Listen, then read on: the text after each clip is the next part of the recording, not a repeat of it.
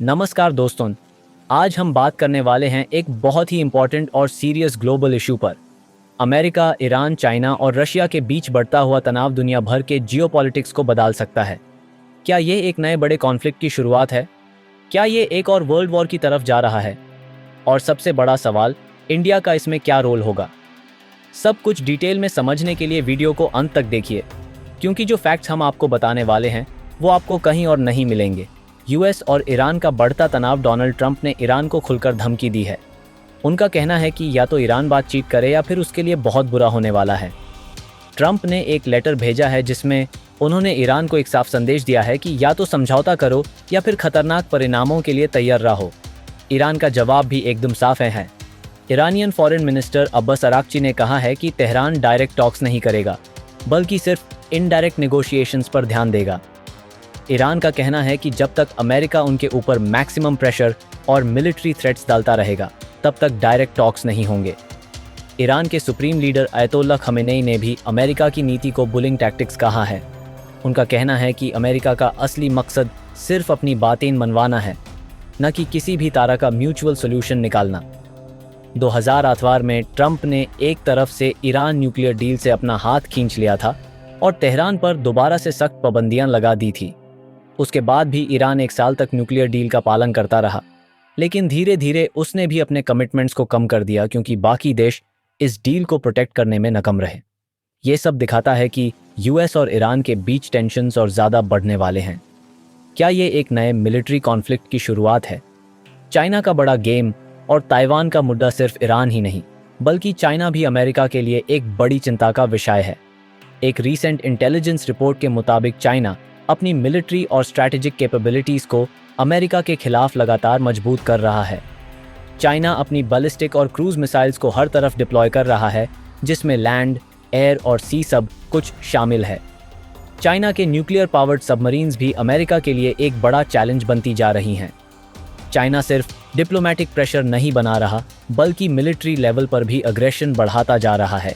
China Taiwan के खिलाफ एक फुल स्केल मिलिट्री कैंपेन की तैयारी में है, और अगर ताइवान ने इंडिपेंडेंस के तरफ कोई भी कदम उठाया तो बीजिंग और भी सख्त इकोनॉमिक सैंक्शंस और मिलिट्री एक्शंस ले सकता है।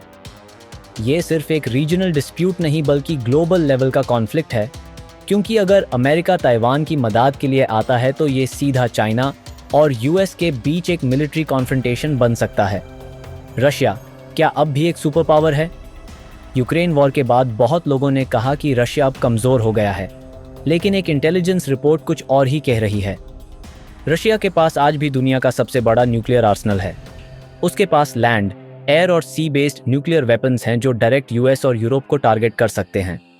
रशिया ने अपने न्यूक्लियर वेपन्स और डिफेंस टेक्नोलॉजी को लगातार अपग्रेड किया है, जिससे वो किसी भी सिचुएशन में एक स्ट्रॉन्ग रिटेलिएटरी स्ट्राइक दे सकता है। रशिया यूक्रेन वॉर से कई सबक ले चुका है। इस वॉर ने उसको ये समझने का मौका दिया है कि किस तरह लार्ज स्केल वॉरफेयर में मॉडर्न वेपन्स और इंटेलिजेंस को यूज़ किया जाता है। रशिया ने सैंक्शंस के इम्पैक्ट को कम करने के लिए चाइना से अपने टाइज और मजबूत किए हैं। ईरान, इराक और येमन में एंटी यूएस और anti Israel protest. Iran, Iraq और येमन में बड़े बड़े प्रोटेस्ट देखने को मिले हैं, जिसमें लोगों ने पैलेस्टाइन की सपोर्ट और इजराइल के विरोध में आवाज़ उठाए।